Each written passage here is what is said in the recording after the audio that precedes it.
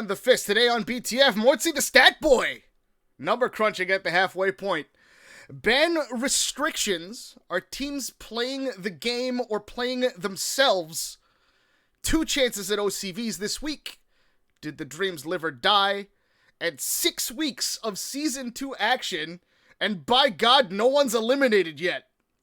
Welcome back to Beyond the Fist, the Street Fighter League livecast talk show presented by Toga TV, togashiazrael, Mortsy, and SplicedHelix here to talk all things Street Fighter League Pro US. Video footage from Street Fighter League Pro US is used with permission from Capcom. Follow the Capcom Pro Tour and Street Fighter League on Twitch at twitch.tv/CapcomFighters, on YouTube at youtube.com/CapcomFightersTV, and on Facebook Live at facebook.com/CapcomFighters. We are at the halfway point of the season. We here at BTF have more discussion points and stats thanks to the change in the ban format and the introduction of ban restrictions. Mortsy went and crunched the numbers. Let's take a look. Mortsy. Okay, so we know, I've already pointed out to everyone here that I have a spreadsheet, a few spreadsheets that I filled out with a bit of information based on how the season's already gone. So, I've mentioned before in previous episodes that due to the format of the bans, where we're kind of doing what is essentially 2 seasons within Season 2, if this makes sense. So we have there's 2 rounds, each team plays each other twice. So you can consider, and I believe the schedules are mirrored, which means they play the first half, they play everyone once, and then instead of it's the same schedule the second time. Is it? Yes. Okay.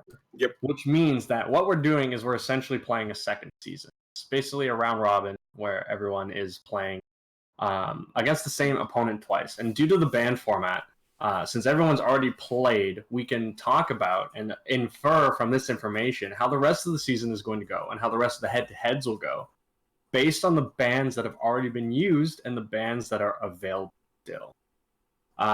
There are a few. The way that I went about and put this information together, I put together a few different pages. We had one that was everyone, basically a quick summary of all the first 5 weeks of matches that included which team banned what, the available kind of like a summary of all the bans for the individual teams, and then obviously which teams won with which band. I've got a schedule page in there too, but then from those pages, I'll zoom the hell out. From that information, we can actually get like a deeper look into the potential bans based on which characters are available. And what's really, really fun about this is actually I did this after the first week. After week 7, I guess because it's 7, 8, 9, 10, 11. 10. So I did this after week 7 was complete without looking at the week 7. Actually, I guess I watched it and then I forgot. So I watched and then I filled this out based on the information that was available through weeks 2 to 6, as opposed to with the information garnered from week 7. And with that, I actually ended up hitting it almost right on the nose. I guess right on the nose, if I'm going to flex a little bit, even though the way that I've distributed the points per se, when it comes to the advantages and disadvantages that the bans will now present. On that note, it was I made a bit of a point. Also, you guys are welcome. Please chime in at any point when you feel that either might be correct, or you have any comments that you want to make in terms of, because you both have access to the page, obviously. Mm-hmm. So if there's any extra notes you want to add in when we talk about some of these, I'm not going to go over every week-by-week matchup. If so, I'll skim a few of them that are kind of like, yeah, that's probably going to happen, like all of Psycho's matches. Mm-hmm. We'll go with that. Although there is a couple. Poor Psycho. Poor Psycho. Poor Psycho. But there are actually, I think there's one with Psycho that's kind of interesting, just due to there's 2 of Psychos that are interesting due to the overlap of characters, and that's where a lot of the really interesting ban scenarios can pop up now, is because almost a couple of things that we've come up or that I've noticed is that during the first 5 weeks, almost every single team was like, screw banning our own character. We're going to ban what the other team has that we don't. Which means that this second week, so for instance, Inferno Frost, neither of them banned Rashid. For Storm Psycho, neither of them banned G. For Gale Psycho, neither of them banned G. Actually, is that true? Let me just double check the Psycho Storm week 1. Yeah, it was Armika Balrog. Yeah, no, they all avoided. They definitely avoided. Yeah, so all of them avoided banning overlapping characters, which is super, super, super interesting. I don't want to say something that's wrong, especially after putting together this bloody page. That'd be pretty bad. So that means that the next 6 or 5 weeks are a clusterfuck, and it is great. Yeah. It is. I think what we're going to see so far, I've been able to draw a few conclusions. Obviously, I was able to put together a final page where I was able to assign teams score based on the advantages and disadvantages that I handed out to them. So if they had an advantageous ban, a ban scenario. So for instance, Gale Inferno of this past week, because Rashid and Ibuki were banned in the previous week, that means Karen and G were the most likely bans, but also they literally were the bans. And that results in an advantage for Gale due to, obviously, JB's a very strong player, but Punk isn't going to be on his main. Shine gets to play Ibuki, and the secondaries for Knuckle Duo are already very strong. So it doesn't even matter. The fact that, and also, Gale has, actually, didn't Inferno win? Inferno definitely won. Well, yes. This week, Inferno did win. We will get to that. Yeah, they absolutely did. Yeah. So I said the advantage was on Gale, so I wasn't 100% right on that the week. Might be. You're welcome.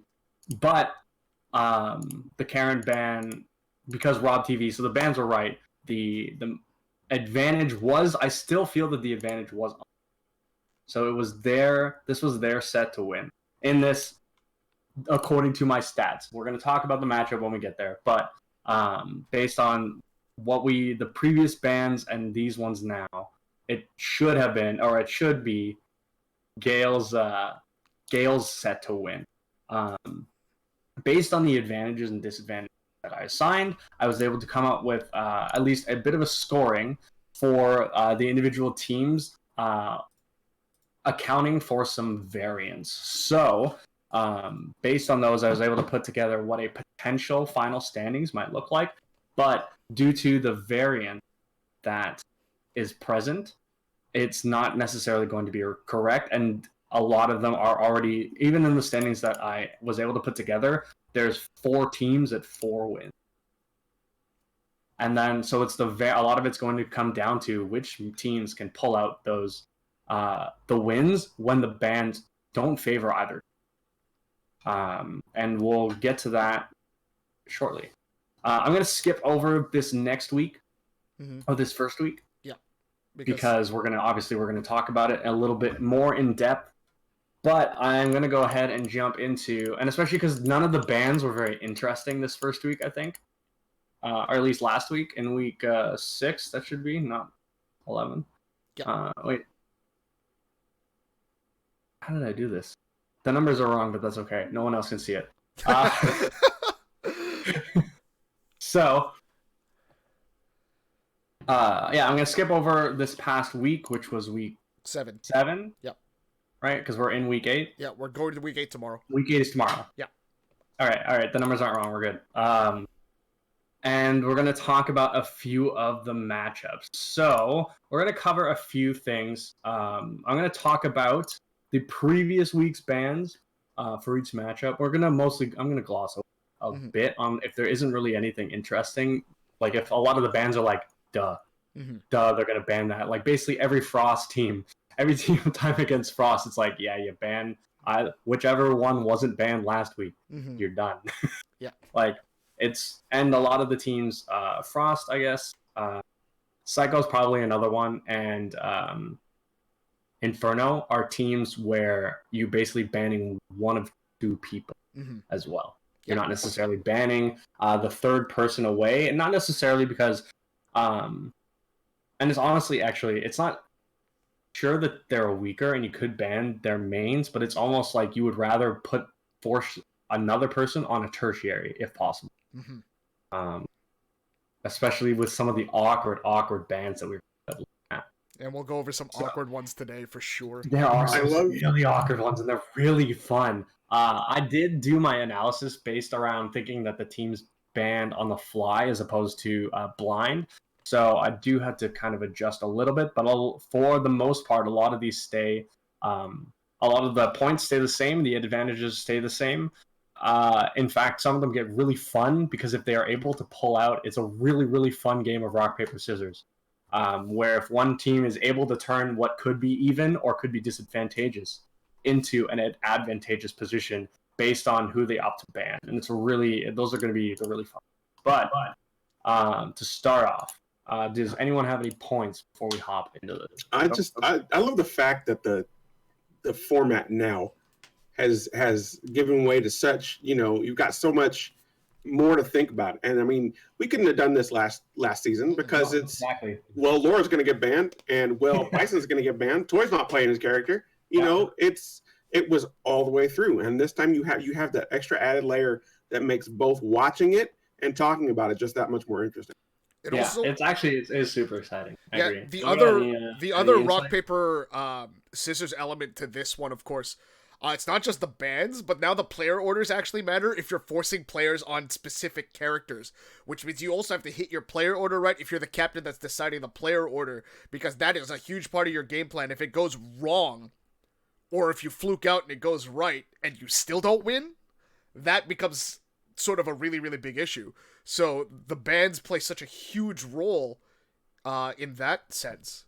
So we'll see how it plays out. So go ahead, Mortsy, talk to us. I just get a little bit of elaboration there when you say, because I don't think necessarily obviously the player order does matter, but in the end everyone's gonna have to play everyone. Right? But if you get your player order right, you might set it up to where the first two are taken out by one person. Yeah, you get to dodge certain matchups. Okay, it's more the matchup based. It's more matchup based. I don't think it's necessarily like who has to play who. It's more avoiding matchups or trying to land strong the right matchups. Exactly. Yeah, that's what I meant to say. Yeah. Yeah, if you were if we had Geef, we obviously don't, unfortunately. If you had Geef and a Balrog, Danny fan for season 3. Sorry. Yeah, exactly. If you had Geef and Balrog and you miss, obviously you're going to try and land them together. But if one team is going to try and land the Balrog with the Geef, while the other team is going to try to avoid it at all costs. Mm-hmm. And so that's a bit of the okay, where do we think they're going to end up putting theirs? Mm-hmm. I wouldn't even call it rock paper scissors for the bands maybe, but for the player order, it's battleship. Yes. Okay, no, that's a good way of putting it. Yeah. And we will discuss that actually for week 7, because there was definitely a situation where I could see, or I will bring up the fact that possibly that was a case of battleship where Gale got sunk. Anyways, go ahead, Mortsy. let's talk about what's happening next. Wait, I have a question. Yeah. Hit it. How do you think? Are there any Japanese Geefs in their Street Fighter League? Oh. Itazan, yeah. Is Kitchpop? Can you imagine if that? So unprepared. There's only, I think they would then be avoiding Sim would be the most likely, and that's a Spirit. Or the issue is that the teams that have the polarizing matchups aren't looking too hot. Mm-hmm. I mean, we wouldn't be ready. Yeah. Is there a Balrog or a? There's no boxer in Japan. I don't think. And there's no Sim either, right? I don't think so. And so you got to flip. Or Sako's Monot. Is he in there? I can't recall. Yeah, because or a Nash. All these matchups that are actually really bad. Or I guess there's probably a Birdie. Is Trashbox in there? We I have really no idea. We really We need are to woefully unprepared to talk about Japan. Yeah, we will. I mean, we will get to talk about Japan once the playoffs are around and Capcom Cup is around. More stats. So, More stats for the playoffs. Yeah. Yeah. Yeah. Uh, So yeah, go ahead, Mortsy. no, that is a really good bring though, especially for the Japan team, because it's going to be really interesting once this is all said and done and we know which teams are going on how much. Because what could end up happening if you have, say you have a team that is comprised of hypothetically a Sim and a Balrog, hypothetically, really. Mm-hmm. Wait, are you talking about Psycho? But on the other team, you have Geef, and you have like basically if you're forced, mind you, you would ban G. You would have to ban G so that your opponent wouldn't be able to play G in this case, hypothetically. If that Balrog had a G secondary or primary, whatever, Mm-hmm. you would have to ban the G, but then this is where if you accidentally land, it's like a landmine versus a flag.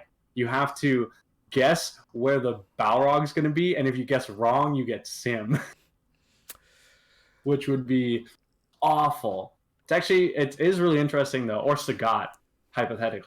All right. So before we jump into the analysis, I would like to apologize to Team Psycho of SFL Pro US. You have just officially been commentator cursed by Mortsy. Go ahead, Mortsy. And I'm just saying. Mostly, I wanted to bring up Psycho because their matchups are polarizing. Mm-hmm.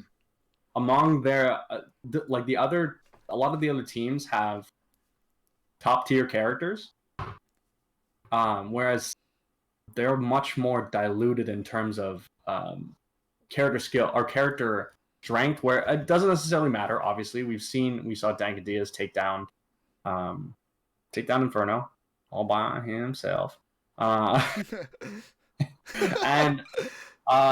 you wouldn't put Sim very high. So it obviously comes down to player skill. But even with these sort of high mid characters, their matchups, they're there because their matchups tend to be polarizing. They lose very hard or they win very hard. You don't generally have a character who wins some very hard and loses some very hard, very high on the tier list unless they win against the right people. So Birdie being a good example of a character that wins really hard or has a rougher time, even though he doesn't really have a super rougher time, but the top 5-ish characters he smoked. Mm-hmm. I think he beats Ibuki, yeah?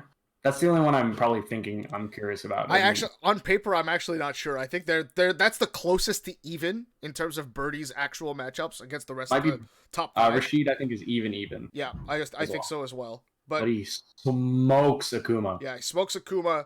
Sucks for Karen. Sucks for. I don't know who the other one would be. I hear Nash is a good matchup.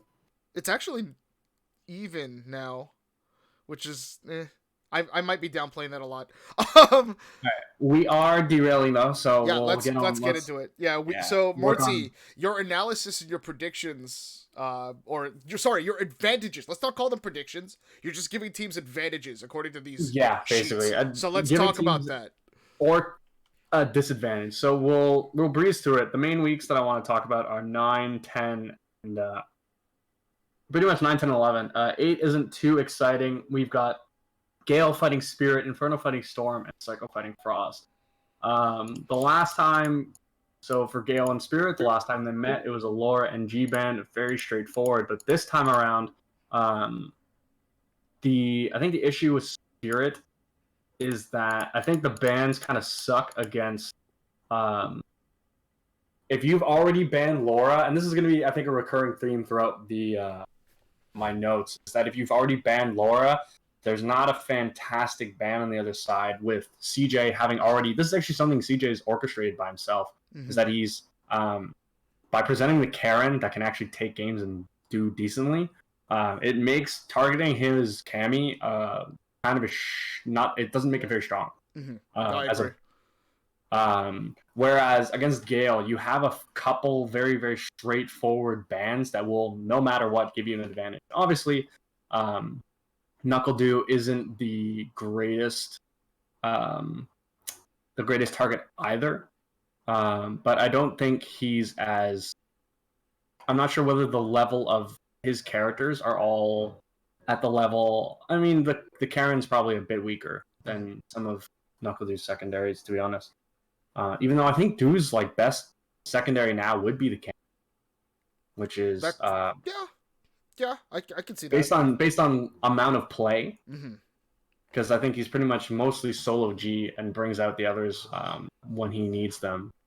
But in this case, unfortunately, the Cammy is a weaker ban, specifically against Spirit, due to potentially affecting and forcing NuckleDo onto some characters, onto either Mika or Guile. Which necessarily Spirit doesn't have a super rough time. But nonetheless, the bans, you can ban Art, but that still leaves Laura's on the table, right? Mm-hmm. So, and Ibuki's going to be banned this time. Yeah. So, a very strong ban, and Laura's free, which gives the advantage over to Spirit for this one, I think. Inferno Storm, very straightforward for both teams. Last time, Armika and Rashid were banned, so this time we're going to see G and Karen banned, and I don't think there's a possibility that we're gonna see any huge variance. They're not gonna pull a Psycho from last season and ban Chun-Li. Yeah, there's nothing crazy. I don't think happening here. You ban the Karen, and you're gonna ban. Yeah, you ban Strider. Like you let it roam last time. This time around, you're gonna have JB who's free, and you're still gonna have Punk on a character that he's ideally not Lucia. Yeah. That he's gonna be strong on. Yeah, no, there's nothing to say there. I 100% agree. Yeah. It's one of those things where it comes down to whether Punk has zero reason to quote unquote sandbag or try something up or change something up at this stage, as opposed to last year where Inferno was undefeated going into the second half, and you're like, oh, Punk can actually mess around and pick Chun-Li. Like it's not happened. They are in fifth. Going into the week that we're about to discuss, they do need to pick up wins. I don't think Punk is messing around anymore. So, and I do think Inferno has the advantage due to Rashid being free, G being banned. This is obviously whenever G's banned, basically it becomes obviously Mojo gets Mika, which is great. Mika can do wonderful things, but I still think Rashid being accessible and Punk being probably Colleen or something along those lines. Ideally, Colleen, Cammy, because I don't think if he pulls out the Lucia again, dude. Yeah. God, my predictions are gonna be wrong. But it is the advantage, and the team that is going to do well is going to be the team that is able to overcome any disadvantages. So you can kind of as we go through the weeks, we're going to be able to see which teams are... I'm actually really looking forward to comparing the results. And seeing which teams are able to overperform based on my... and then finally, we have, I think, the first technically even matchup. I couldn't necessarily discern who's going to be the stronger team. Akuma... Last time, Psycho Frost, we had Rashid banned and Sim banned against Psycho. So this time around, we're going to see most likely G and Balrog. I don't see any... It's nothing crazy. The evenness I find just comes in the fact the players themselves. I don't know if Dual Kevin gets any Rashid practice or Sim practice. And that is going to be one of the matchups that I think that Dankadiaz is probably the best Sim in the world when it comes to the Rashid matchup. Evidence being when he played, I think he eliminated, it wasn't just John Takeuchi. I think he played another person at the LCQ, another Rashid, and he smoked him. The Rashid was lost. It looked, Takeuchi was lost. I think he interrupted like every single EX401 shot. It was unbelievable. It was a clinic, dude. And of course, Dank on his main character is really, really neat. So I put it as even because the matchup's still rough, and because Frost still has Samurai playing an all-right character. Or it's not even like an all-right character, it's just All right for Samurai him. is very solid, yeah. Nikali has a strong matchup against Dank, although I'm assuming that Dank is still just a stronger player. And I can't think... And then obviously Automatic's going to be in the back, and Smug's still on Balrog. So it's going to be... Obviously, it's very, very up to Dual Kevin to see what he's able to do, but I think it will end up coming down to Dual Kevin versus Dank. Yeah, and we'll talk about Dual Kevin when we do our Week 7 review, because there's a very interesting stat that I'm going to bring up when we get to that point with Dual Kevin's current record with Rashid, when he has Rashid available. Right. Going into Week 9, just to give you a little bit of oxygen and water, a bit of a breather. On your list, you've put up Gale Psycho.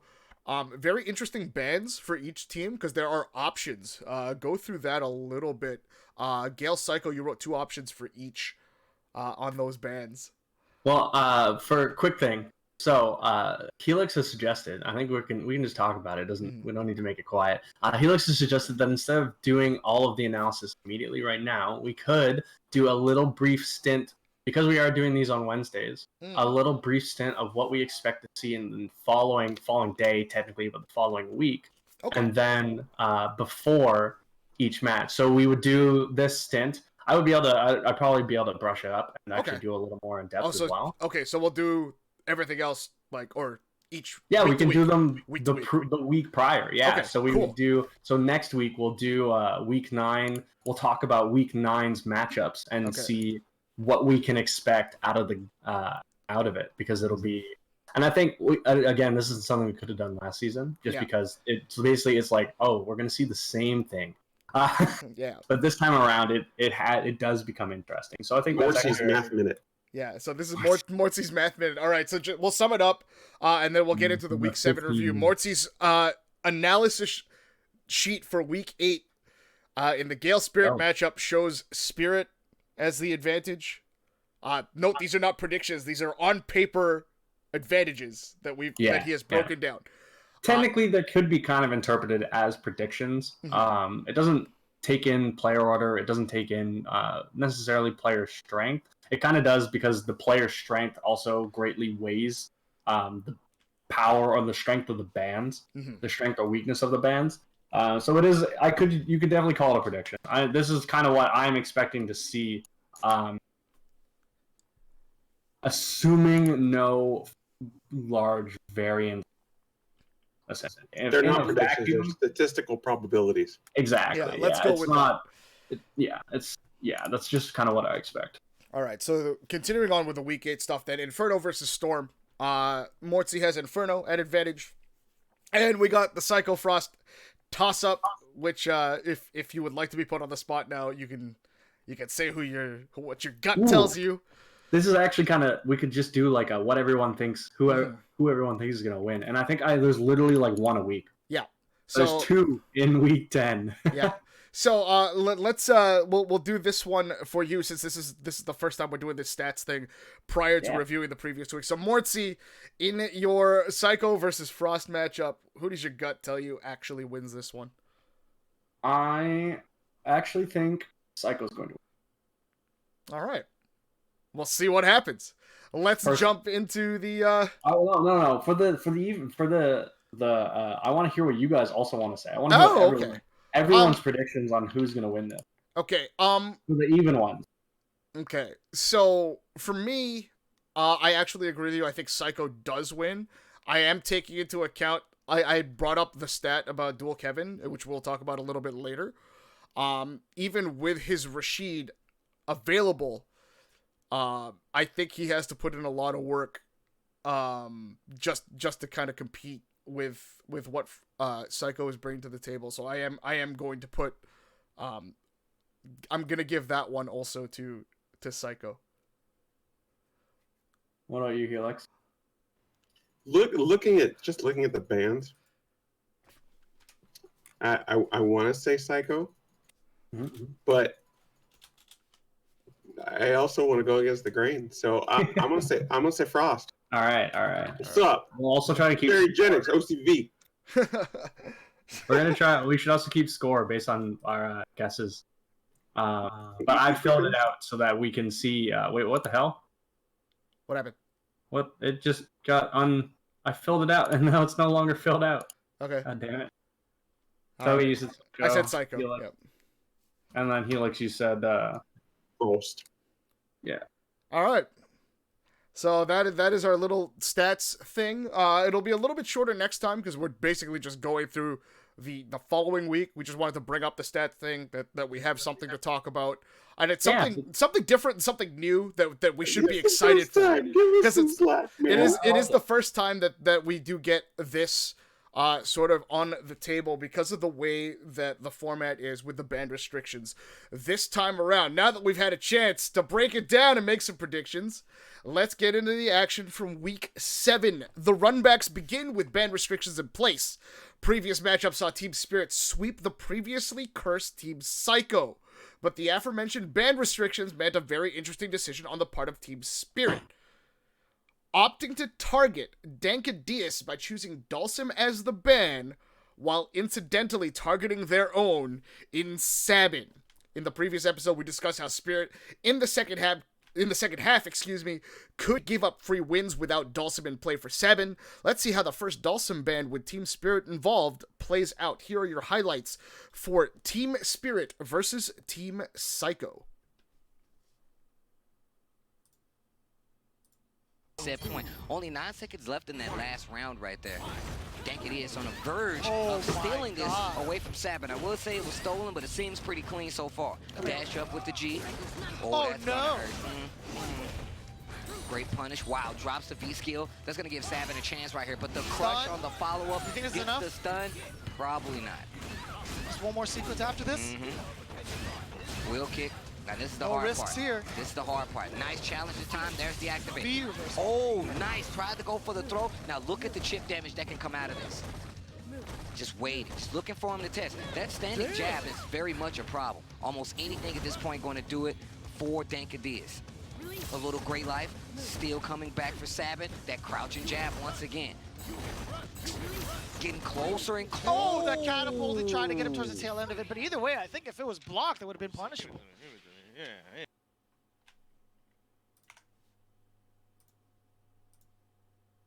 Yeah, CJ Truth is poking a lot more with the medium kick and trying to force Automatic to make the preemptive normals whiff, right? Just outside of that range. And if CJ Truth moves a little bit further back, Automatic settles for the fireball, which is what CJ Truth can react to, right? That's been the main points of opening in this matchup. Oh, there we go.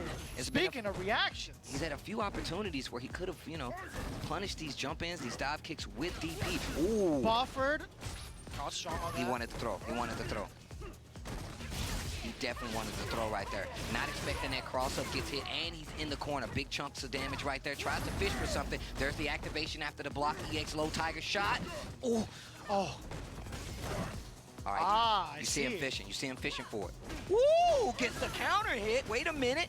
Wait a minute. Another counter hit, but he didn't believe. Charges up the V trigger. Still CA available on the side of Sagat. Crouching short. He spends it, that's fine. That's a big conversion of a CJ Truth, and that's going to be the game.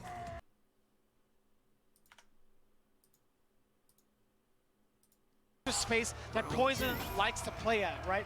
Majority of the times we've seen Idon play kind of space out with the whip, the medium punch whip at that, and control the neutral from there. But up close and personal, it's a whole different story. Takes off a chunk as well. Okay.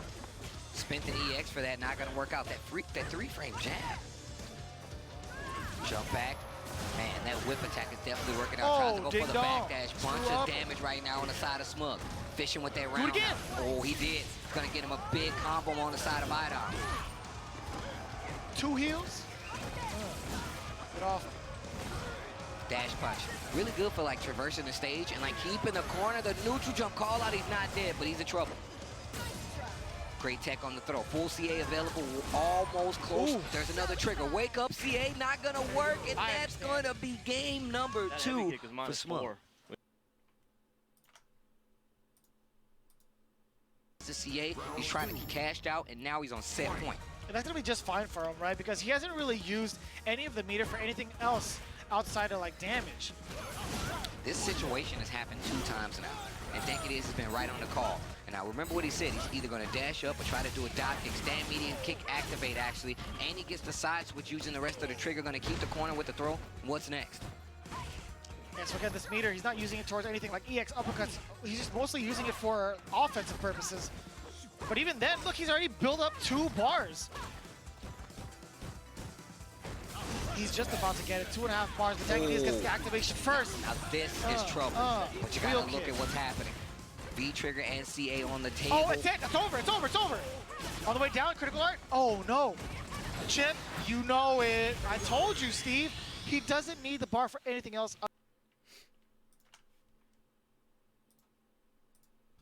There's like no actual addition to the commentary for that. I just saw it from Cammy. I was like, oh, I'm scared, so I said it. Yeah.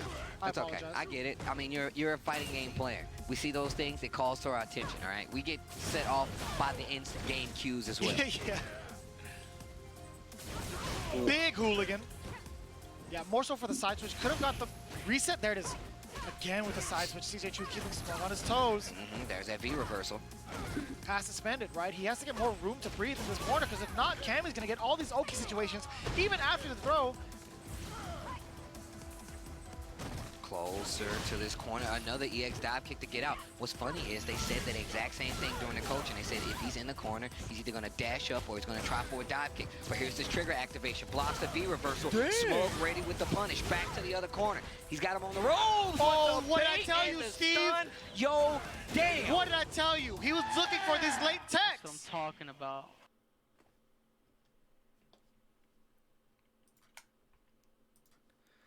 All right, last season, Team Spirit's Brian F. addressed the Cammy matchup for his... Oh, I skipped the topic. Excuse me. Sorry, guys. 1 second.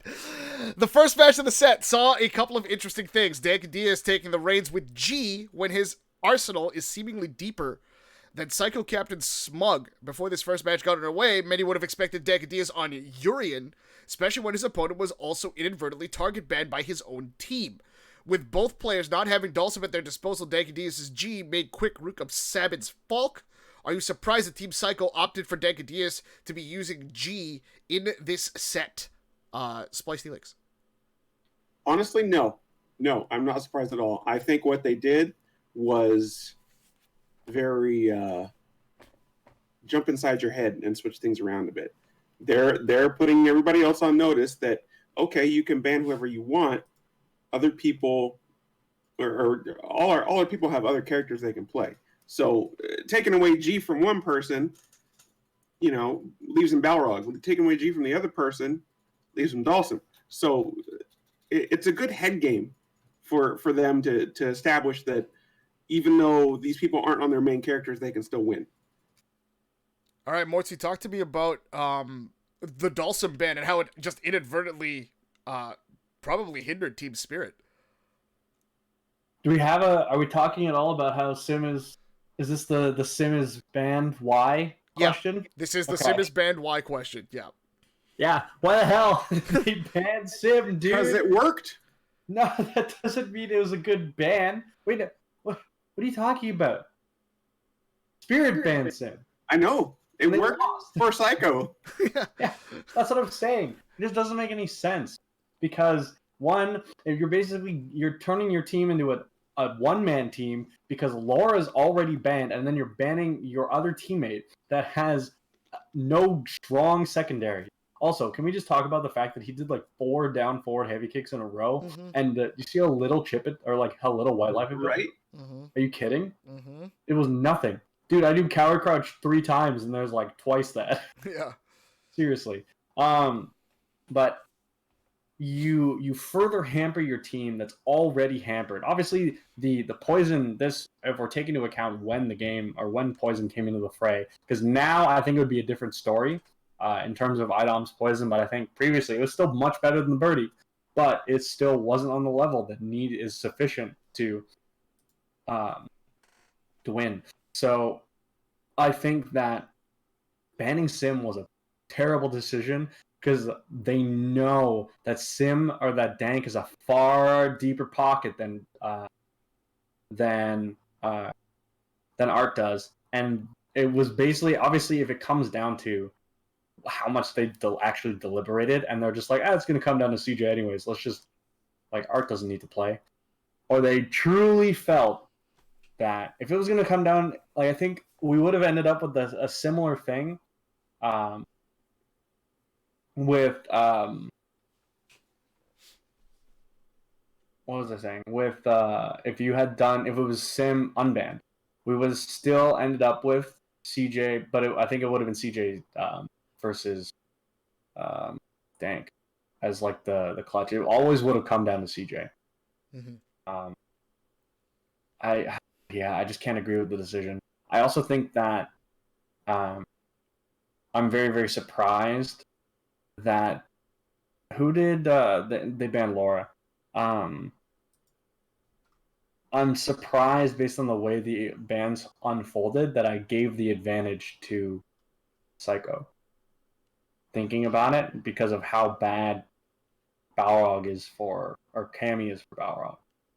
And assuming that that's where it would end up coming down to. It is a little bit surprising. Obviously, Automatic put in some good work. Unfortunate they didn't end up finishing that one combo when he found the hit. Yeah. The V-Trigger 2, he's having a rough time with that, but we might talk about this. Do we talk about Automatic at all? Not this time, no. Perfect. Yeah, the V-Trigger just seems to be incredibly ineffective every time. Cancels his normals, and then they jump forward, and he's done. I don't think he's been able to catch many people jumping out. He just needs to... And he's like doing well before it, too. Like, it's not creating any opportunities for him. Mm-hmm. Obviously, he's not supposed to be doing well if he's having to hit using V-Trigger, but yeah. So I don't like the ban. I think the ban was dumb. I think you're cutting off your leg. You're staying on two legs, and you decided to cut one off. And then Idom's the one in the middle. No, I thought that was funny. Third leg. Yeah, gotcha. I got it. We got it. We got it. Yeah. All right. Yeah, no. Anything else to add? And just that was a hell of a comeback. It was. It really also, was. I love how when he wins, he doesn't even pop off. He just goes, of course. Yeah. Of course. Yeah, that was the thing. Yeah. We will talk about the Smug CJ matchup a little bit later on, as I alluded to it when I made the mistake earlier. All right. With the restricted bans in effect, CJ was now open, of course, to select his Cammy for action, as she was banned in the previous matchup. Didn't disappoint with the tried true main. Was in a position to attempt to OCV Team Psycho, but in a matchup strong on paper, found himself losing to Smug. We just talked stats. The staggering stat might be the fact that aside from their previous matchup against Team Psycho, no other team has targeted Cammy for the ban. Put yourselves in the shoes of the remaining teams facing Spirit. Though Dawson might be a solid target for a potentially free win in the set, would you rather target Cammy, considering Laura is now mostly a ban restriction? SplicedHelix. Well, no. Not if you can beat her. Huh? I mean, it depends on the comfort level. Me personally, if I was playing that kind of a matchup and it was that polarizing, yeah, I'd ban Cammy. But if he feels he didn't need to, then they pull out a win. Mortsy, how do you feel about potentially did what happened with the banning of Dalsum this time around? Does that expose a huge flaw in Team Spirit, or do you still consider, hey, Laura is available now, we can't touch her, we should still go after CJ? I don't think. Well, one, it was the Dalsum ban. Wasn't another team taking advantage of Spirit. It was Spirit taking advantage of themselves. But I think that CJ has actually done a fantastic job of making Cammy a worse ban. I think that's been really interesting. Even though we all know he still has that Colleen, right? And he's used it a majority of the time earlier in the CPT season, I believe. He used mostly Colleen and not a lot of Cammy. So it's already not a great ban. But showing that he's like, yeah, if you ban Cammy, I'm just gonna play Karen. And then you're like, I don't really want to do that. So CJ's done a very good job of softening the Cammy target, basically. So I can see more teams opting, especially because Sim is so freaking weird. I can see more teams going for the Sim ban and fighting something comfortable. regardless of whether it's Cammy or Karen. The fact that you have to fight one of them means that it's better to just maybe like, we're going to have to play against Laura. Let's just not also have to play against Sim. That's fun. We're going to have to play, and we're going to have to play one of Cammy and Karen. Might as well just play against Falk. Yeah. No, that's fair. Yeah. That I can get behind. I thought it was really really interesting though that it ended up. I liked your analogy of the cutting off of legs thing, because that's essentially what happened there, and it was really really strange that it just came down to it. And targeting CJ, like you said, I think there was one instance where Karen was the target for the ban against Spirit, I think, this season, which was really weird considering all things considered that CJ did have two significantly stronger characters than his Karen. Like, one was his main, obviously, whether it's Cammy or Colleen, and the other one is the other, which is wasn't it Psycho? Didn't Psycho ban? I don't think it was Psycho because it was Frost who banned Frost Karen. who banned Karen. Right, yeah, right. it was Frost. All right, so The magic of stats. all right. I accidentally started reading this question first. I'm going to start reading it again now. Last season, Team Spirit's Brian F. addressed the Cammy matchup for his Balrog, stating that the matchup was almost heavily in Cammy's favor. CJ Truth and his Cammy found himself in a favorable position in the final game of the set. After a dominating win over Dankadias to force Game 5, however, Smug broke out the scissors and beat the strong on paper matchup once again. Team Spirit, like last season, strong on paper without the results to show for it, as Psycho passes them in the standings with this win. 4 weeks of gameplay left. Which of these teams have a better chance of cracking this top 4 for the playoffs? And which team is less cursed in Street Fighter League? Team Psycho or Team Spirit? Mortsy. I think Spirit's less cursed because no one's talking about the Spirit curse. Because I think I'm the only one who's talking about the Spirit curse. Yeah. But I think Spirit still has a far better chance of cracking the top 4, just because the strength of their team, if so long as they're not banning their own characters. Throwing a loss, I think it's kind of okay. Obviously, it sucks. You want to take every win that you can get, but throwing a loss to Psycho isn't the worst thing in the world. You're going to want to win the head-to-heads against the other teams that are actually in position to make it in the top 4. So, could be worse. But I think Spirit still is the closer one to making the top 4, because Psycho also has a hell of a, they got to climb. All right. SplicedHelix. Yeah, strength of schedule says that Spirit will hit top 4. But I love that every time, or both times that these teams met, it was, it's the curse bowl. Who's the more cursed team? So I don't know who's less cursed. I think it's about equal at this point. We talked about which team has a better chance of cracking the top 4. When talking about these two, are we actually talking about the bottom 2? I mean, if we're going with it's a stats show to begin with, you got to think that out of the from what we've seen so far, yeah. Well, actually, I think we're giving a little too much credit to Inferno. But we're not, though. Because Inferno has Punk. That's like saying, oh, well, you got 2 wide receivers hurt on the Patriots, but Tom Brady's still playing. The issue is that Punk hasn't been playing as well as he should be. Tom Brady dropped the first, 4 games? Or 4 out of the first 6 games last season? Come on. Changed nothing. That's bad. That's yeah, but they won the World Series. And in those first 4 games, we're probably going, what the hell are they doing? So they could, literally any team, Psycho can come back and win if that's the logic. Well, I don't think you can use that as logic. Punk has dropped the ball so far. That's true. All right. So that's also Punk.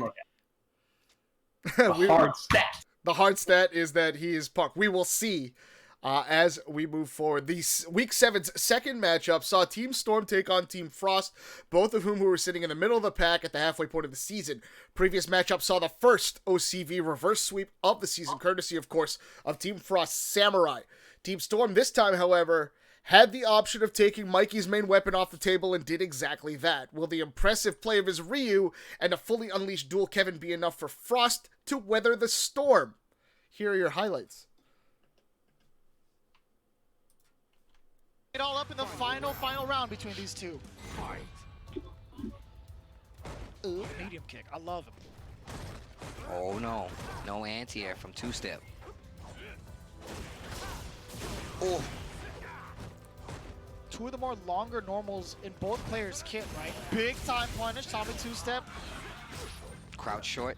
Up back tech this time coming from dual Kevin, the anti-air with the EX spinning mixer. One bar on each side, Urian working on two. Trigger available for Rashid.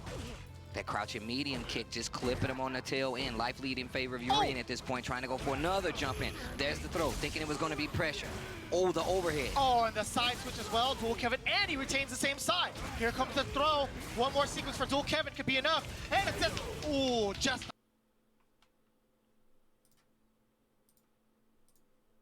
Mojo again on match point. And I feel like right now, Mojo and Sherry are playing at the same pace. Just the little nuances are kicking in now. Those small delays starting to pay off. You saw right there that big crush counter at the end came because Mojo waited a split second. Sherry hit a button and there goes the crush. But I feel like that's the kind of game Sherry wants to play because now it allows her to get these size blows going and get enhanced the Kali a lot faster. I feel like that's Nikali's game. He gets to play that, hey, what am I about to do? If he gets a knockdown, the guess is in his favor in a lot of these instances. He got a great DP, he has a 3-framer, like that's what you want. So Sherry not going for these meaties is really hurting her into some of these instances. Uppercut, please. Okay, never mind. Either way, try to catch her on the way down. But still, you got to be wary of the reversal too. And Mojo knows that. Those jumps. Fishing. All right, here we go. Enhance the Kali. Full CA available. Sherry can do big damage. There's a back throw. This is how you get it started. This time it's stand light kick to make sure it can catch the backdash. He stands there, didn't get close enough. Ready to check it. Sherry Drag him to the corner. Put something hot in your chest. Neutral jump again. Oh, tries to jump out on the follow. That was good. Doesn't want to interrupt. I understand that. Sherry Jennings not taking any more risks. Great tech. That was an empty jump low. Still finds a hit. This is going to be big. This situation might go for a mix-up. No. Just... Oh, he got it. That's going to be enough. Oh. What? That's crazy. The switch up from Mojo.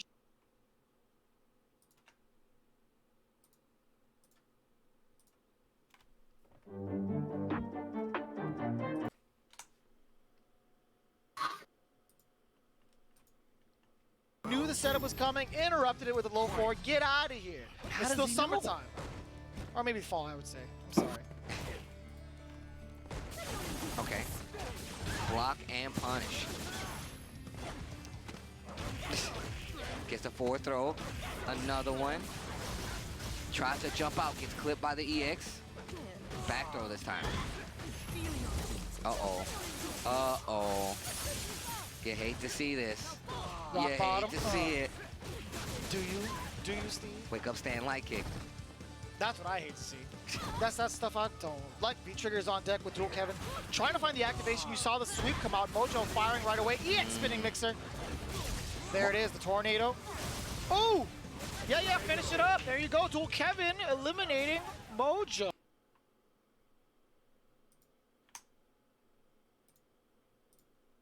The Strider goes the 801 Strider. But he spent his full CA. Dude, it was worth. If I'm dual Kevin, I'm running this round. I don't want you to get no meter, and I need this next one. Didn't take the bait on the walk back. His entire team did. He said, not me. That's why I'm the captain. Stops the corner, jump out. Good test with the jab. Follows up with a fierce. 80 seconds already left on the clock, and you can see G already getting the bar back. Rashid just about full CA available. Ooh. Check him.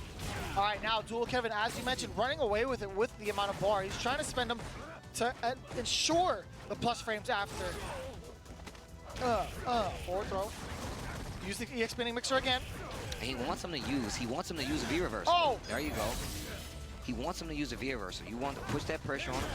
No, this is bad. Thing is, he does not have meter, but now you're looking for commando. Catches him with a stand light kick, and he can be stunned if this next transaction is not going to be in his favor. Wall jump, hits him with the V skill, but the commando, that is stunned.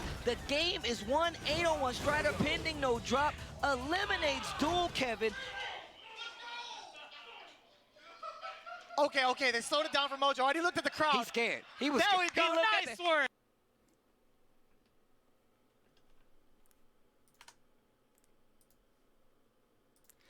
All right. We're actually going to start this discussion with the second match of the set, which saw Mojo break out another character for this season, Colleen.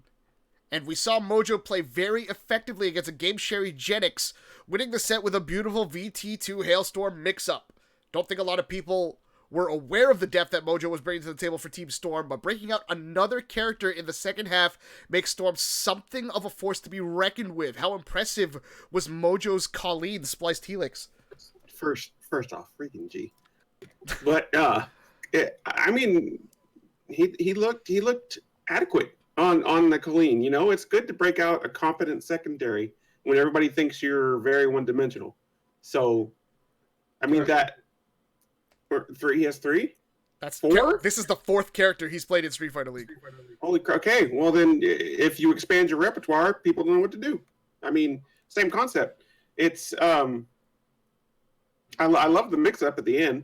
I do that. I think I did that to you actually, like yesterday, the day before, with the little baby boom, and you jump. It's such a hard mix-up to read because you throw it and then you're going to jump over. You're going to jump straight up. It's a question, but I think that, you know, as long as you've got these secondary characters, tertiary, quadriary, whatever the fourth one goes, you know, and you kind of circumvent a little bit the ban thing that, you know, if we ban Mika, he's out, you know, he doesn't have anything to do, as opposed to if we ban Mika, he's still got this character to play. Mortsy, talk to me about the Mika ban then, from a stat standpoint, now that we see that Mojo has three very solid characters to go from between Poison and who else did he use? He's Poison, Colleen. He's used Mika once.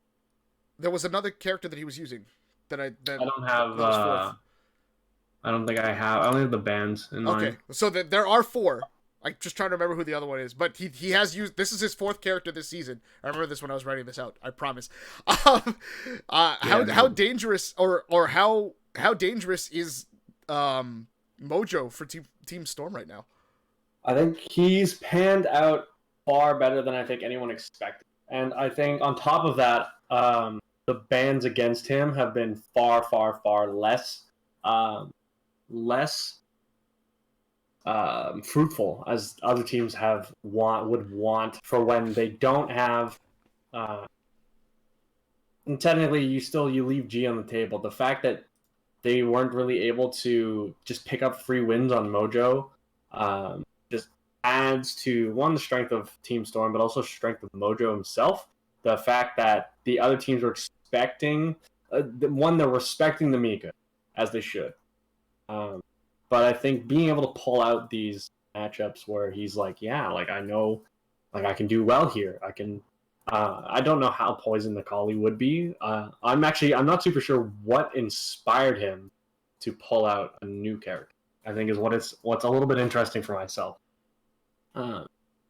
But nonetheless, dude, it's been great. He's done super well despite being banned 3 times, being banned more times than Strider. Mm-hmm.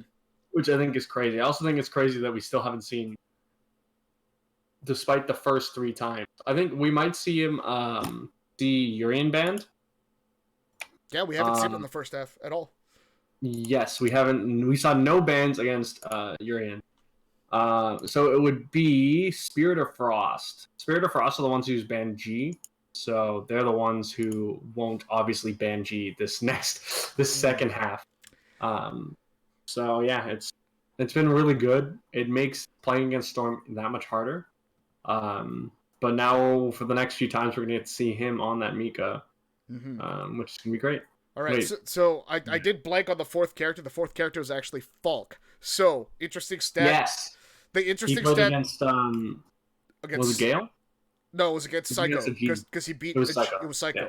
So the interesting stat that we get to point out here is that each time Mika has been banned off of Mojo, I believe in every game he has won at least one or in every set, he has won at least one game, which essentially just says your ban was no good because he still took one.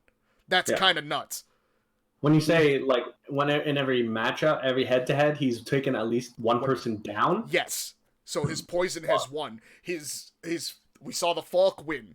Now we're seeing Colleen steal a win. And of course Mika as his main has had some success as well. This makes Storm very dangerous in terms of how you choose to approach the bans with them, right? Yeah. If you look at it in parallel last season, whenever Chakotay didn't have Mika, it was kind of the opposite. Yeah. Ouch.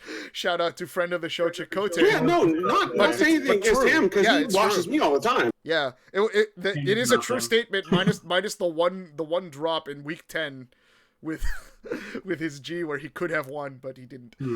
Anyways, moving on. Dual Kevin himself, captain of Team Frost, has a lot of pressure on him going into the second half. One glaring stat I alluded to during the stat segment from this first half has been Dual Kevin has not only never secured a single win on a secondary thus far, but when he has had his Rashid available, Team Frost is only 1-1. This past week's matchup might have been a tipping point for Team Frost to secure a more comfortable position in the standings, but it was not meant to be as Dual Kevin's Rashid failed to OCV Team Storm as he was easily dispatched by Strider and the G. Which stat is more staggering to you, failing to secure a game win on a secondary character as the team captain, or your team being now 1-2 while your main character is not the target for the ban? Mortsy. I think the not winning on a secondary is more understood. I think only winning a single game against while having access to or a single being 1-2 while having a single while having your main unbanned is probably unacceptable for his team, considering the strength that he brings to his team and the fact that he needs to be. I think Samurai has had so much success. Obviously on Akuma, but mostly the Ryu has been actually giving people a very, very hard time. So maybe it's more, I think it's understandable to not necessarily pick up wins on a secondary. I think we can hold them responsible, but we can't necessarily be like, yeah, this is super, super terrible, when this isn't a game that necessarily requires secondaries. This format, mind you, we did spend the entire season last time shitting on Toy and Idom because they didn't have one prepared, and it's the same case here. He probably felt, I think it actually makes it worse because he probably felt he was here the first time. He probably felt that his G was up to snuff, and unfortunately, it hasn't been. We did see a Ryu early on as well, and that was not. That was yeah, it didn't work out. So I think. Yeah, the secondaries are okay because when considering you've got Samurai as your back pocket, but you as Dual Kevin should not be relying on Samurai to win when you have a secondary. SplicedHelix, is there any solution to this? I mean, the way the teams have been banning Team Frost, they've kept it more or less balanced between Akuma and Rashid. To sort of break up the momentum between each player, so to speak. I believe there are more Rashid games left than Akuma games left in the remaining 4, but there was, or there might have like 2 each still. That's man, go. No. There's I guess with the remaining 6, yeah. So yeah. We've seen 3 Akuma bans, 3 Rashid bans. Okay, so there are still 2 games of each. Dual Kevin has to pick up a victory or 2, yeah. That's what it comes down to. It's, to answer your previous question, the being 1-2 while using your main character when you're supposed to be the anchor for the team that's worse, because it's the reason you're a team captain is because of how good you are with this character that you use in the Pro Tour. You're supposed to be that powerhouse on your team when you have your main character, and when you're not, that's bad. That's you've got 2 other people that, not discounting them at all, but they're going to be looking to you to maybe potentially have to carry the team. And Samurai is an outlier because last season he he stepped up and became that thing for his team. It was what, Storm last season, yeah. Team Samurai. Yeah.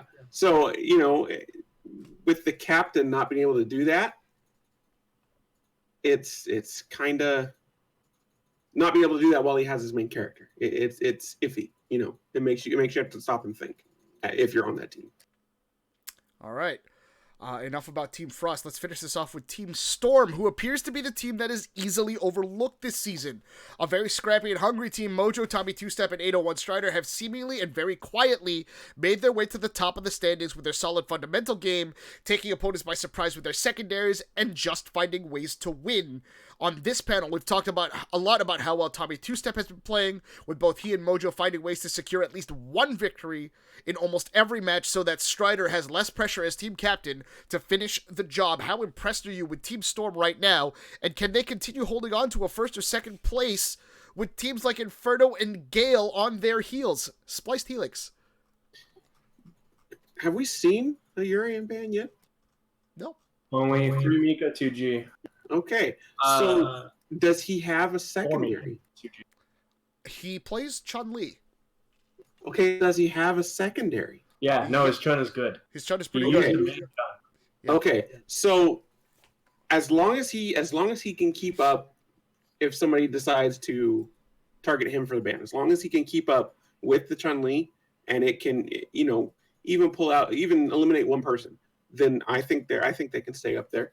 I don't know how long they can stay up there, depending on the matchups, who they have to face, and who gets banned. All the variables. But if he has that solid secondary, and the ban comes after him, and the team doesn't, the rest of the team doesn't have to worry about it, then yeah, they have a good chance of staying where they are. Mortsy, do you believe in the strength of Team Storm right now? I do. My only issue, we've seen 4 Mika bans 2G. That means we have 1 Mika ban left and most likely 3 more G bans. I'm not sure I see Urian getting banned anytime soon when teams have this incredible heart-burning hatred for Mika. And they, obviously, Strider's the gimme for their bans. You're banning Strider. If you didn't last time, you're banning Strider. I don't think you ever let G through. Is like, yeah, we can deal with it. Because evidently, you can't. Especially on Strider. Also thought it was really funny that you called Team Storm a fundamental team when they have Urian, G, and Mika. They love footsies. What can I say? Oh. Footsies. Foozies. The foozies, man. But yeah. So isn't that the name of Strider's dojo? Yeah, Foozies. Yeah. Foozies. And he says it with such a sincere and honest face. It's just like, what's real, Storm. So the fact Storm, I think both Tommy and Mojo, I think everyone knew Strider was strong, but the fact that Tommy and Mojo have performed so well is what's catching people by surprise, and it's awesome to see because they're both so great. Mm-hmm. They're just great people. You love to see that shit. Yeah, they're fun. And 5 weeks later, we're still joking about the handshakes. So it's actually pretty cool. Well, even Strider was joking about the handshake when he paused and slowly shook Mojo's hand to make sure that they got it right, and they got it on camera, and he looked directly at the camera. I was like, yes. I'm really happy with Team Storm. It seems the story is Psycho sucks.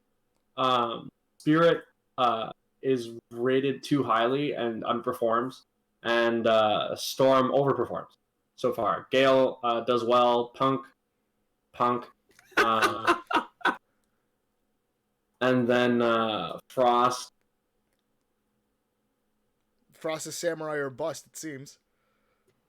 Team Samurai version 2.0? It was Dual Kevin last time was on Frost as well, wasn't he? Yeah, it was. Last time it was Dual Kevin. Samurai was on Storm last time. Samurai was on Storm last time. Frost was Dual Kevin nephew and up to stuff last time. So right. That's why they're called Frost. It is kind of weird that they didn't change the team names based on the new captains. I'm kind of bummed out about that a little bit. easier to mass produce jerseys, I guess. I know. Unfortunately. Just change the name so it's like they just took all the jerseys back and gave them out to different people. Yeah, exactly. Oh man, no, I hope they all got their own jerseys. My goodness. Yeah, because they're pretty dope. I'd Yeah. love to have that as like a memorabilia thing. Yeah. All right, let's move on. One more match to cover for us. It's gonna be what should have been the marquee match in the beginning of the season. Team Gale versus Team Inferno. Unfortunately for Team Inferno, they did not live up to the hype as defending champions. Despite being on his main Karen, Inferno fell victim to a Team Gale game plan that had the Season 1 runners-up making a statement with a dominating 3-1 victory. Team Gale were looking poised to continue their run at the top of the table, with Inferno once again standing in their way, trying to climb back into contention. Here are your highlights for Team Gale versus Team Inferno. Set point here in this first team battle match between check the the two. legs. Final round, by the way. Yeah, Rob TV getting that conversion as well as the corner carry. Checking with the stand jab. Brawly Legs just walking away. Doesn't want to get caught by these frame traps. Tries to overextend and gets met with that crouching medium kick. Rob TV is going to take the lead. 50% gone and a little gray life. Another throw in the corner. Oh, Wake up big EX punish. legs and a nice call. He has plenty of meter. The EX on the follow-up. A back throw can do it. Instead, gets the bait. Rob TV seals this fate.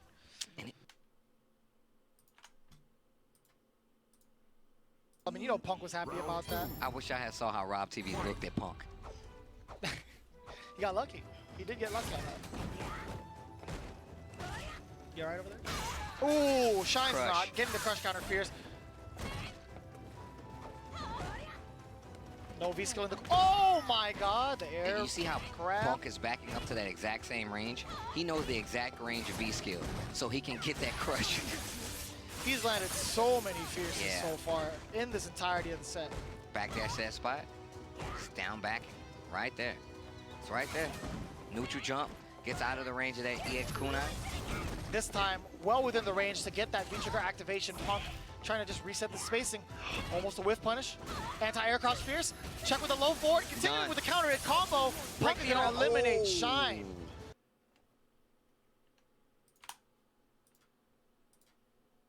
Even the rest of the guys watching on the sides are like, oh, that was sick. I know Art was very impressed. He had his mouth open the whole time. Oh. I knew it. I felt it. I felt it. The EX just to get out of forward danger. throw. Oh. Okay. Oh man, this round is looking a lot better for NuckleDude. Tries to go for the jump in. V reversal. Has a really good punish. No. Side switch too. All right, JB, here's your chance. Oh, misses the throw. That's another back throw. I think that was a defensive throw though. Still keeps the corner though. I like that. Yeah, spending the bars to kind of keep JB in check with the projectiles. And now, again, it's all guile from that range. But no, JB already closed the gap. Back throw, full critical art on deck.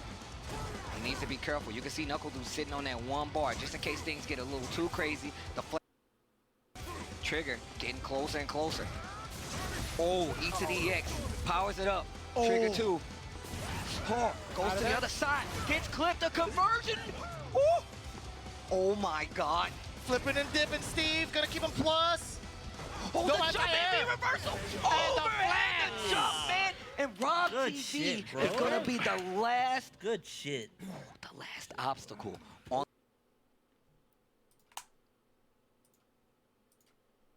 And Rob, again, in that pocket, so we see that pretty common in multitude of matches, right? When they're hanging out in that pocket, they're anticipating their opponent to jump. Punk was not having any of that. He fought his way out from the ground.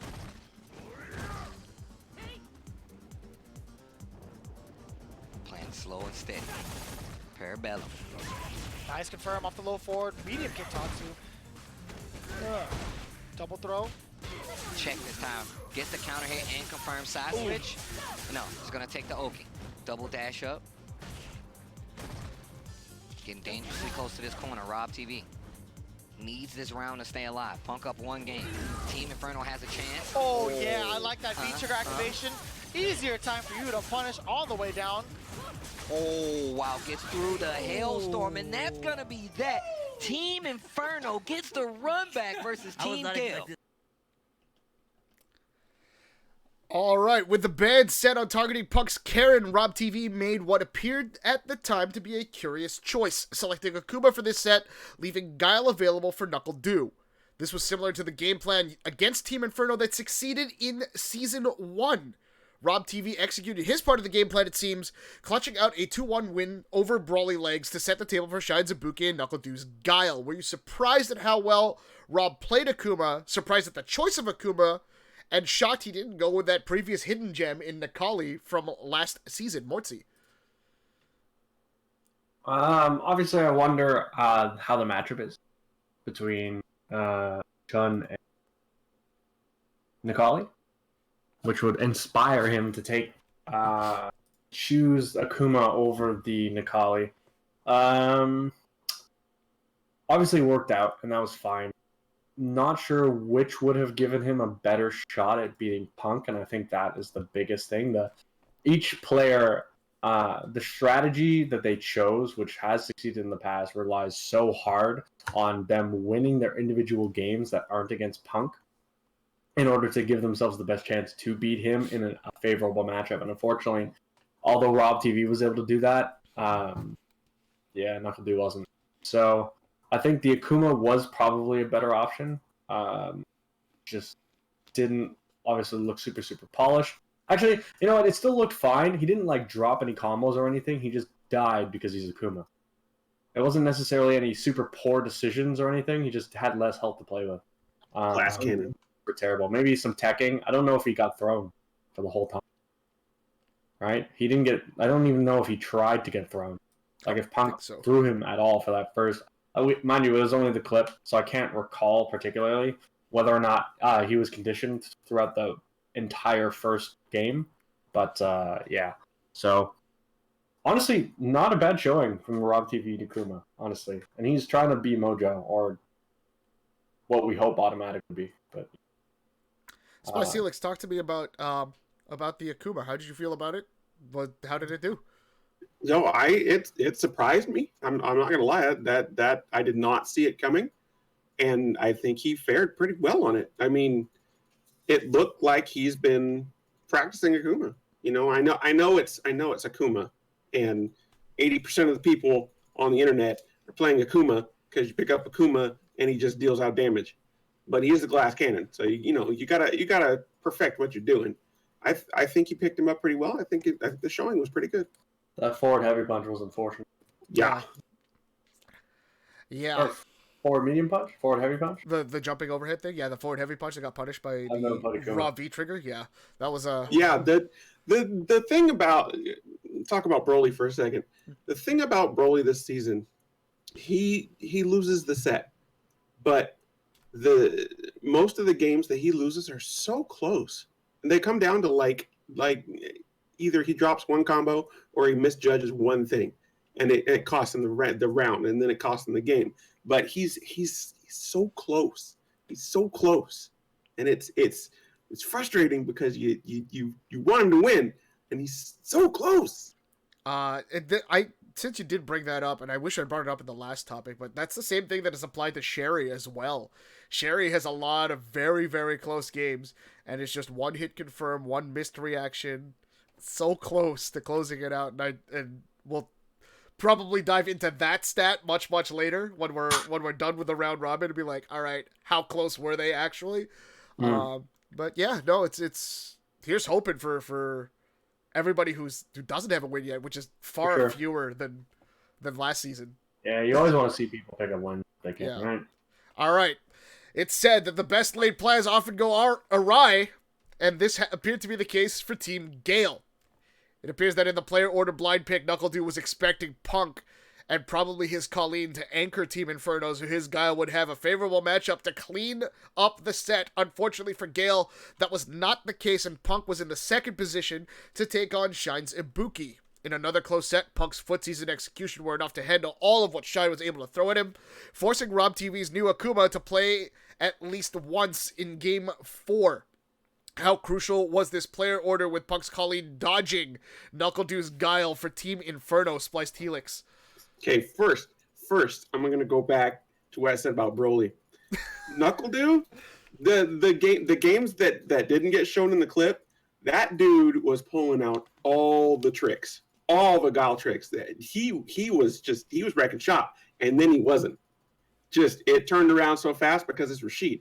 You know, if you get Rashid at a distance with guile, if you get him at a certain spot on that screen, you're fine. If you keep him at that spot, you're fine. As soon as he gets past that spot, you're not fine anymore. And then JB won, but I think the player order, I think it threw him off. I think he was expecting exactly what you said he was expecting, and it didn't happen. And he was like, "Well, crap! Now I got to play Rashid," and that happened. Because with Rashid, you never know. With when you're playing with Guile, you never know what's going to happen. Mortsy, how crucial was this luck of the draw for Team Inferno? I'd say the entire set banked on it. For sure. I think that if they had landed the Colleen set instead, it would have meant that JB would have fought... Shine. Yeah. JB would have fought Shine, which means... And that's a weird matchup, I'd say, for both characters. I don't think... Just like last time, I think that Dude would have been able to clutch it up, but obviously that's what they're banking on. I can't say that he would have won, but based on the matchup and their strategy that has prevailed last time, that's what they were banking on. They weren't able to. So sucks, but it does suck. But the player order, that's what they were heading for. But I think it's good on Inferno for recognizing that and switching it up. All right, not to be lost in the shuffle of the luck of the player draw and the player order, JB's Rashid has been terrifying throughout the course of 2 seasons of Street Fighter League. Each time Punk was targeted for a ban and unable to secure a victory, JB would play a solid Rashid to secure wins for Team Inferno. This time around might have been the most clutch that JB has been in the SFL, with Knuckle Deuce Guile, as SplicedHelix pointed out, dominating the pace of the matchup for the majority of that game. It took a sensational comeback on the part of JB to squeeze out the win. With Rashid available for 3 of the remaining 4 weeks for JB, can Inferno come back from a dreadful start to make it not only in the top 4, but perhaps as the defending number 1 seed going into the playoffs at Capcom Cup? Mortsy. No. Okay, so I think, I'll obviously elaborate on that a little bit, but I don't think, unfortunately, I feel that the remaining matchups that they have aren't super great. They've seen Rashid banned 4 times and Karen a single time. This time, so Karen twice now.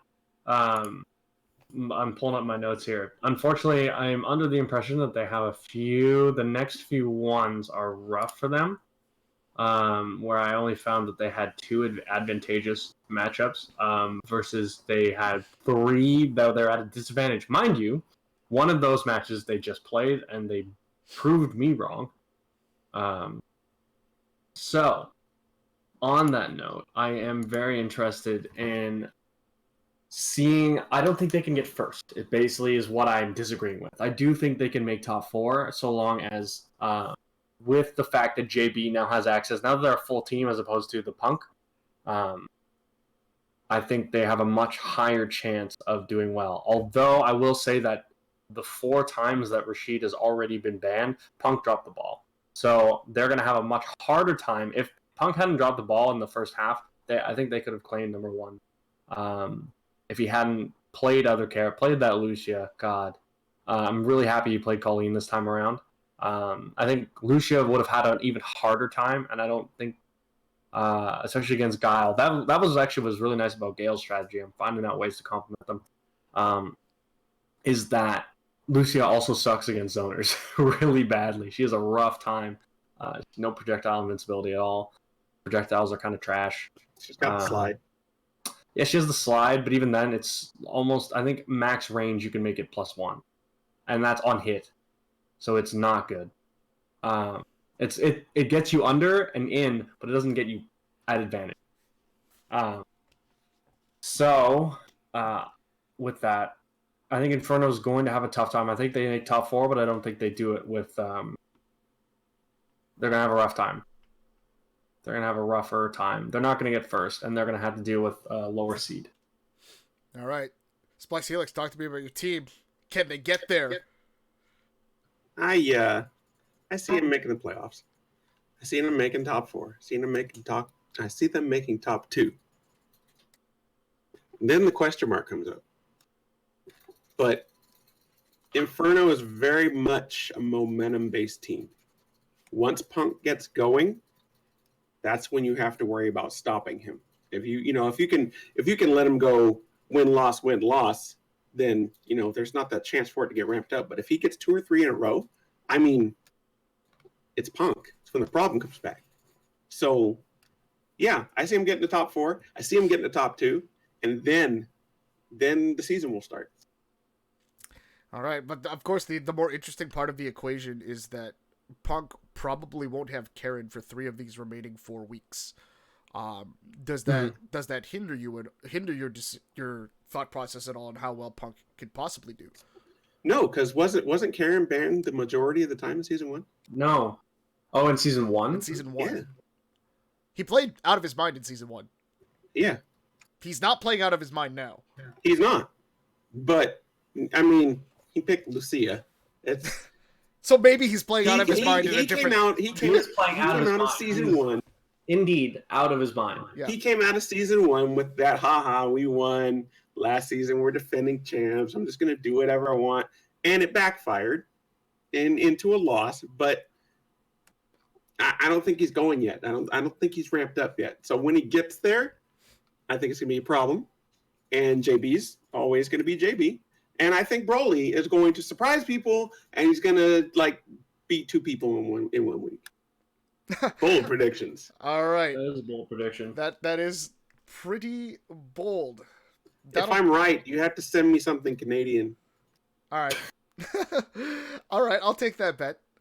All right, video footage from Street Fighter League Pro US is used with permission from Capcom. Follow the Capcom Pro Tour and Street Fighter League on Twitch at twitch.tv/CapcomFighters, on YouTube at youtube.com/CapcomFightersTV, and on Facebook Live at facebook.com/CapcomFighters. That'll do it for us this week on BTF. Every team is still in the running for that top 4 spot. Unbelievable. 4 weeks of games left. Only 2 games separating 1st and 6th. Making for a very interesting second half. Week 8 of the Street Fighter League Pro US airs tomorrow, 7 p.m. Eastern, 4 p.m. Pacific on Twitch and on YouTube. For the panel, SplicedHelix, Mortsy, and myself, togashiazrael, thank you for watching. We'll see you guys next week on Beyond the Fist. Nice shirt, Mortsy. Take care, everybody. Have a good night. Have a good night.